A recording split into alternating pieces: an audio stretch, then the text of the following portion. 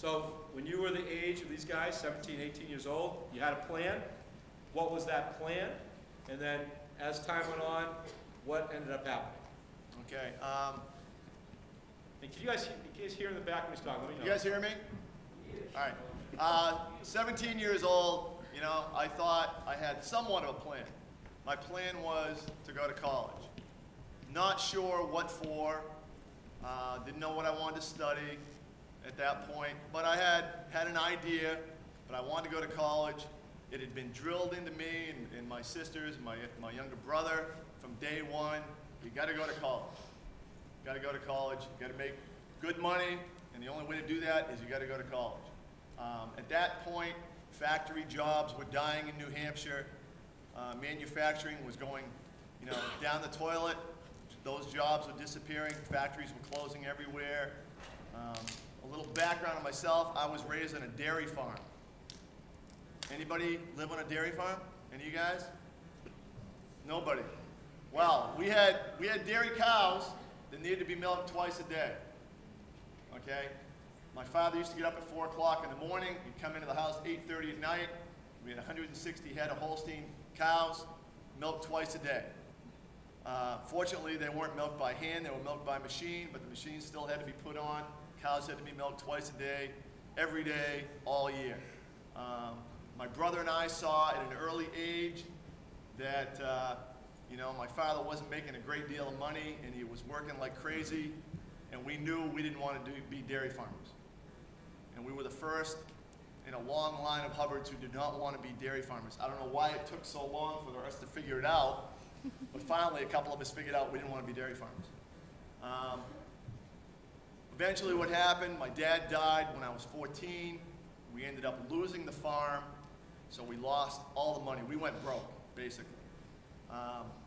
Like I said, all the kids in my family had been encouraged to go to school, study hard in school. Fortunately, my sisters studied much harder than my brother or I, but we did study. We managed to get through high school with B's. We had no money. We were always encouraged to go to school, but we had no money. And God's honest truth, when I graduated from high school, my mother had 10 bucks, and that was my graduation gift, $10 bill. That's all she could give me. Nobody in my family had ever been to college before. Okay? So I had to help my mother fill out the financial aid papers so I could go to UNH. And they gave me some loans, they gave me some grants, they found me a job while I was on campus. And I went to UNH, and I studied civil engineering because my dad had preached to my brother and I, you guys go to school, you need to study math and science. And you got to remember, back in the 60s, our goal, the United States goal, was to put a man on the moon before the Russians. So in school, they stressed math and science. So that's what I went to school for, to be an engineer. I went 2 years at UNH, and I was just talking to Mr. Brunkhorst about it, and I pretty much hated it the entire time. I decided right off the bat that I did not want to be an engineer, that I did not want to study math and science. It just wasn't in me. It wasn't in me. What was in me was, when I was a kid, we were outside constantly. If it did not rain, we were out of the house. We had to be out of the house. That was a rule in my family.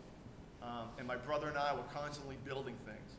Building forts, building tree houses, building small buildings that some stood up, some fell down, but we built them anyway. I remember one of my father's biggest gripes was he could not figure out why the barn boards on the side of our barn were falling off in the high wind. Well, what he didn't know is my brother and I needed nails, and we'd go to the inside of the barn and pound the nails out, and then pull them off the boards on the outside, and we'd leave just enough nails to keep the boards hanging. And then we'd get a good wind, a couple of boards would fall off the barn. It would just confuse my father. He couldn't figure out what was happening. We didn't tell him. So I went to school at UNH, lasted a couple of years, got out, and then I worked a bunch of odd jobs, but one of the things I kept going back to was construction. I always liked construction. I worked in a cemetery. I sold real estate for a little bit. I sold cars for my uncle for a little bit. I worked ski patrol up at Waterville Valley. I worked for Pike Industries. I did all kinds of things. But every job I did, I looked at it as temporary. You know, I said to myself, this is not a career. I'm not going to do this for the next 40 years. So I made the best of every job. And some of the jobs were better paying than others. But I looked at every job as just another opportunity to learn something. I may never use it again, but I'm learning. So it was just temporary. I ended up going to school, back to school, University of Wyoming. The reason I chose that is because someone told me schools out west are much cheaper than schools in the east, and they're right. So I applied at 10 different schools in the Rocky Mountains. I'd never been out there before. I wanted to see the Rocky Mountains. So I applied from the University of New Mexico in the south all the way to the University of Montana in the north. University of Wyoming came in first place. They offered me the most money, and it wasn't in the way of scholarship as so much as financial aid. So I went to the University of Wyoming, went full-time and part-time, worked 3 jobs while I was in school, and just kept going forward, trying to move forward. Eventually graduated. When I graduated, there were all kinds of construction jobs, and once again I went back to construction, worked that for a while. About 20 years ago, the United States got into a major recession. Excuse me. Construction went down the tubes, so to say. There were no construction jobs out there, so I had to do something. So I looked at a high school up in Laconia, got into a teaching job up there. I was thinking I was going to teach social studies. Can you imagine that, me teaching social studies? My guys are having a good laugh over that. So anyway, they had a opening in the construction technology program, which I didn't even know about, and I applied for it and got that position. That was 20 years ago, and it was the best thing I ever did. So now I get to work with young people every day. Every day is a challenge. Every day is different, and that's what I like. It's not the same thing every day, and that's what I was always afraid of doing. Doing the same thing, being trapped in a job that I really didn't enjoy. I look forward to coming to work every day because I never know how these guys are going to react to my lesson plans, how my lesson plans are going to come out, what interactions I'm going to have with other people, other teachers. I never know, and I like that. I like every day to be different. So this is the best job I could have got into. It took me a long time to get here. It wasn't a straight path, certainly, but now that I'm here, I'm glad I'm here. Thank you, Mr. Hubbard.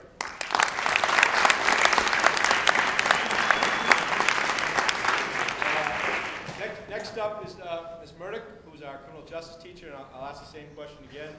You had a plan at the age of a senior in high school, and then what really happened? All right, I went to a Catholic high school, and the rules in the Catholic high school were that you were going to go to college. And my father's rule was you're not taking a year off to find yourself or anything like that. You can go to college anywhere in the state of New Hampshire as long as it's in the university system.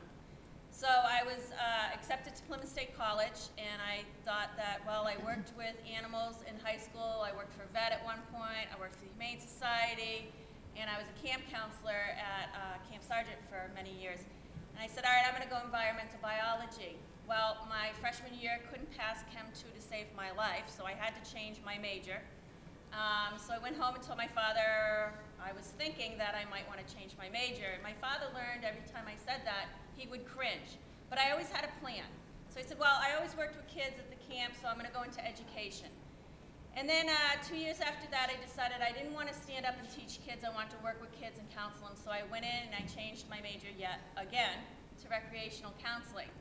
While I was a senior in December, I started reading the newspaper and seeing what was out there, and it said that the state police were looking for female troopers. And I said, I don't want to sit behind a desk all the time. I want to be outside and be working. And so I said, well, I'll apply. And not having full knowledge of what it was going to detail, I went through the process, which is a very long process of getting hired. And before I got out in June, the state police had not called me back yet throughout the whole process. So I was hired by the town of Lincoln, graduating college, to be a recreation director for their town. 8 months later, I was hired by the state police, and I left the recreation job, and I worked for the state police for 9 years, which was a great job. I was out there working, my own boss. I got to go and patrol my area, doing my cases and whatnot. And during that time, I taught DARE for a couple school systems, and I liked getting back into the school systems. And then I got married and had 2 children, and at that time, my husband was in the state police, and it was a career for him. He was moving up the ladder and doing major crime and everything. So I said, you know what, I'll back off. It was a job for me. I'll stay home, I'll raise the kids, and you go ahead and do your career. So after about a couple of years, I kept saying I'm going to take some classes, and I did. And after watching so many episodes of Barney and so many episodes of Arthur, I said I got to do something. I can't sit home anymore. So I went back, got my master's in education, and it took me about almost 5 years to complete it. And during that time, was working part-time substitute teaching here and there, and still at home raising 3 kids. Then came along a job offer for Auburn Village School teaching 8th grade science, and they were okay with my problem of not being able to pass Chem 2, but I taught chemistry, I taught physical science, biology, and all of that to the 8th grade students, and it worked out really well, and I enjoyed working with the kids. After 7 years of doing that, I had to challenge myself again, and the new goal was to get into a high school, and the job came open here at Concord High for a criminal justice teacher, and I said, well, I've got 9 years of that and have my master's in education, so I went and applied, and I've been here for 3 years. The message that I want to leave with you guys is that every time I went home and told my father, I've been thinking, I always had a plan on how to do what I wanted to do. So if you are going to change, change for the better. Don't change for the worse, and always make it so that you're looking into things and you at least have a plan of where you want to go. Thank you, Ms. Burdick.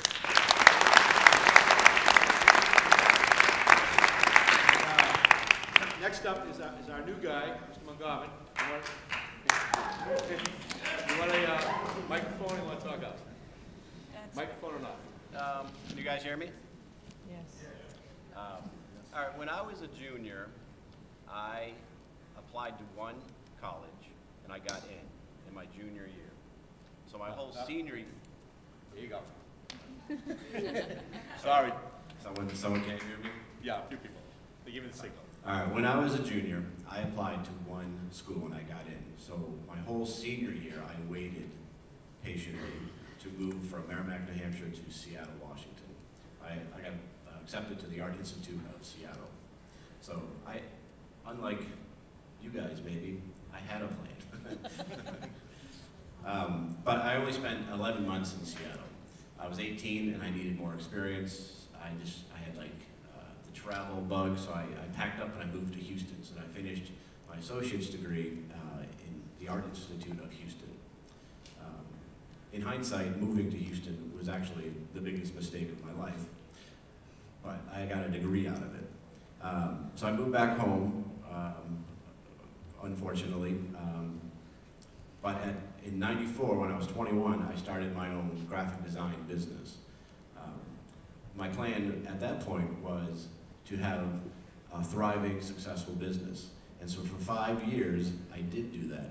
I worked 7 days a week, over 100 hours a week. I completely burnt myself out in 5-6 years. And then I kind of trailed off. But my plan was to have a successful business. And it was. About 9 years ago, a friend of mine saw an ad for Hesser College. They needed a graphic design teacher. So on a whim, I applied for it, never teaching a college class. And so I sent my resume in. The next day, to my surprise, that the mail even worked that quick, I got a call back. And so I went in for an interview and he hired me on the spot. So that started my teaching. And for the last 9 years, I've been at 4 different schools and I've taught 22 different classes, which is a heavy workload if you guys can imagine the workload on that. But over that time, I realized that teaching is where I wanted to be. So my plan originally was to just have a thriving business. But getting into teaching, my plan changed. And so when the opportunity came here, I took it, and this is where I want to be. So my plans changed. I mean, my message is to go with the flow, because you never know, even if you're like dead set on a path, that path can change instantly. So that's where I'm at now.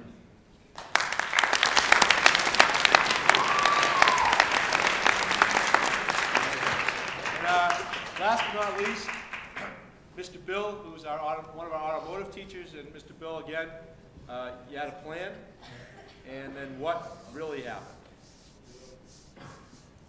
Okay, he says I had a plan, but I didn't have a plan. Got a thought? I had a thought. My background is, I would say, variable or different than most of these that you've heard here. I am one of 14 children. I grew up on a small dairy farm. In order for my father to make ends meet, he had to work in the woolen mills along with the farming. We would be categorized at that time as very poor, although we didn't look at ourselves as poor. We were kind of like the Beverly Hillbillies.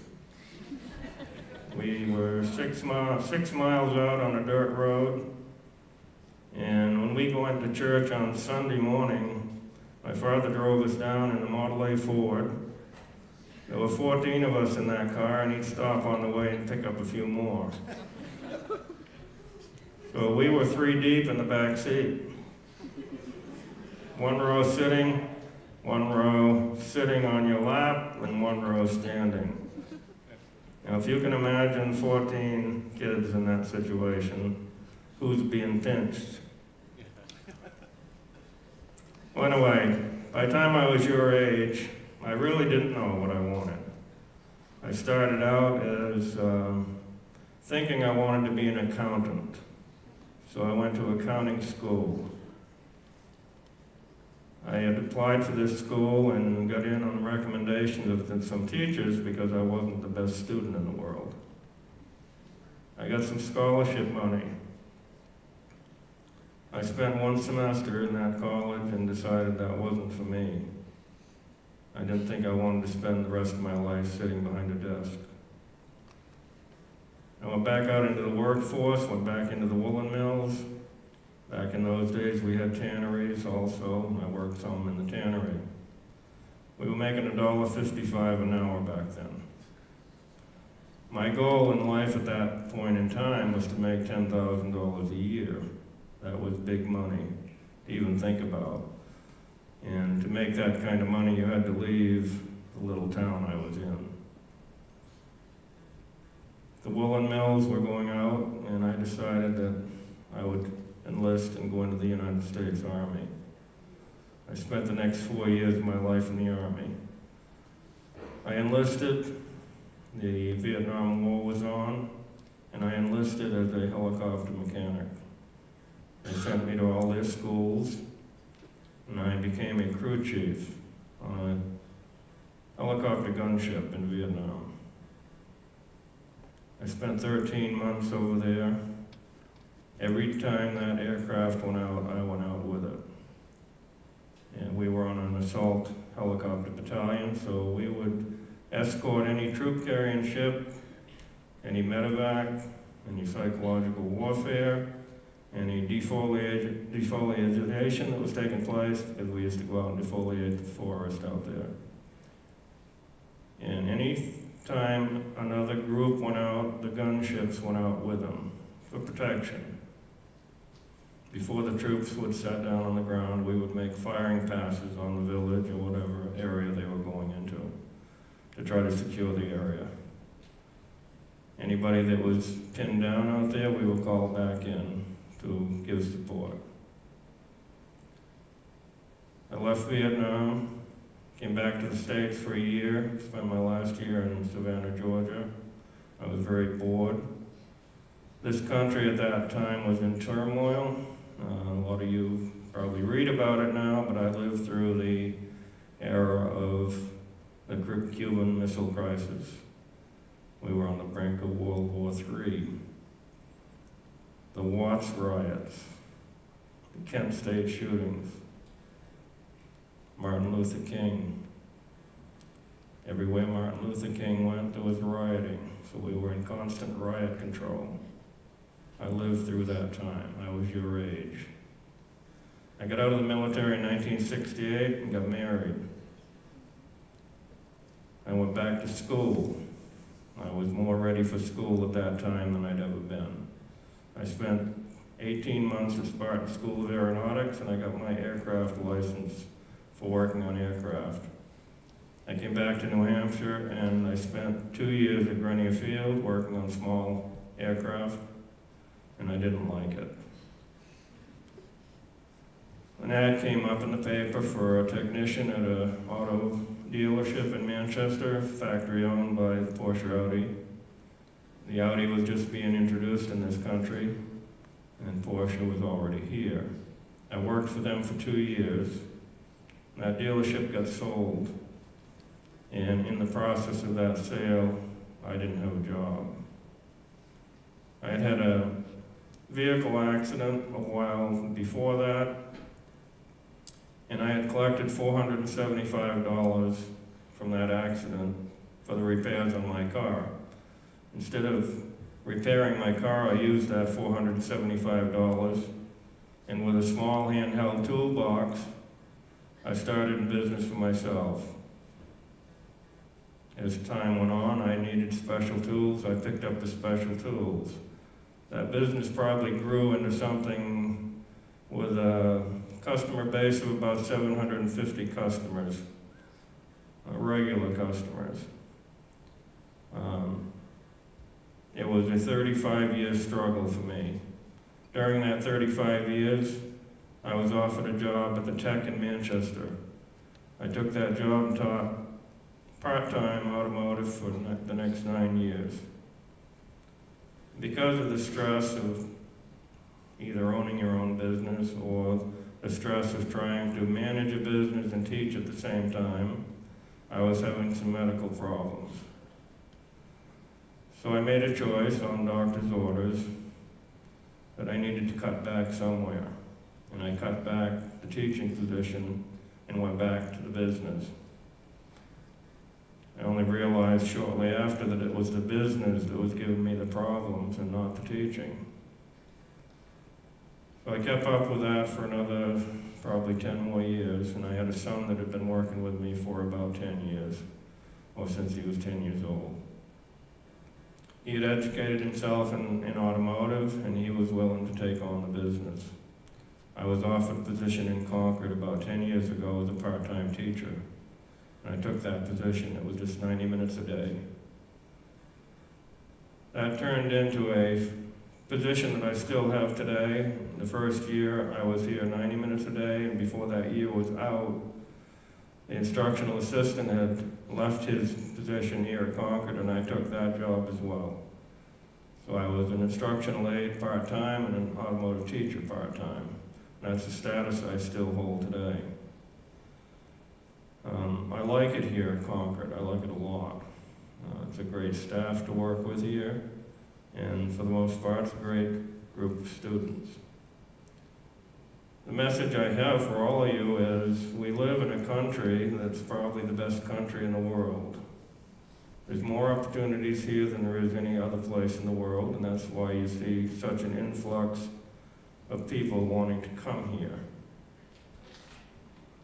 You're living in a country where you, if you have a mind to do so, can do anything you want. It just takes a lot of hard work, not necessarily a good education, but a good education certainly is what you need today. I don't have a degree of any kind except now an associate's degree. I'm working on a bachelor's. And that's where you have to be looking constantly during your life. You have to be constantly looking to educate, to move yourself forward in whatever form it comes. Some of my education was not in a school. Some of my education came as a result of some clinics that Snap-on Tools would put on, or some of the parts places would put on. But that's the way I kept up with my education. I went out and became master certified. I didn't have to do that. I did that because I wanted to. I wanted to improve myself. And it's some of those things that I've done over my life that have led me to here. So always remember, you work hard, you can do whatever you want.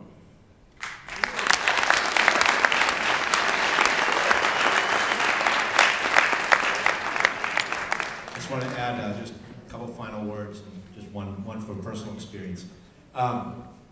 I had the luxury of knowing my grandmother very, very well. And my grandmother obviously was a different generation. She was born in 1905. My grandmother grew up in the Ukraine. It used to be part of Russia, now it's separate. And those of you know, I'm Jewish, and Jewish people have many issues in the world. Many times we get persecuted. And my grandmother tells a story around 1908 that they were literally chased out of the Ukraine. The Cossacks, it was the Russian government, wanted to kill my grandmother and her family solely because she was Jewish. And they luckily had a little bit of money, certainly not much money, and they finagled their way to get on a boat and come to the United States of America. So she came to the United States at a very, very young age. Absolutely no money to dream of. I mean, they lived what's now called the North End in Boston. It's the Italian section, but in those days it was mostly Jewish and very, very poor. But it was a strong sense of community. Her family were butchers, and that's how they made their money. But my grandmother got a very clear message from her parents, and her parents was, and the same message Mr. Bill says, you got to get an education. My grandmother, at age 18, after going to Boston English, enrolled in Harvard University.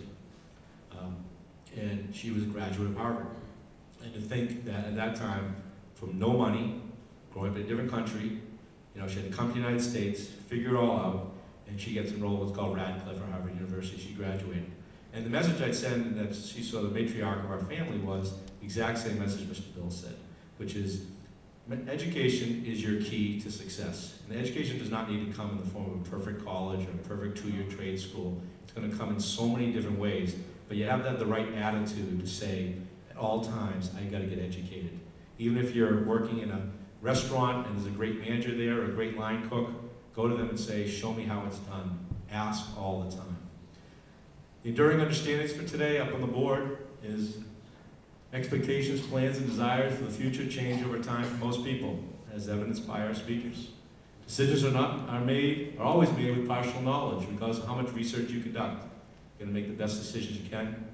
And factors you control, you influence, you don't control, have a huge impact on your plans.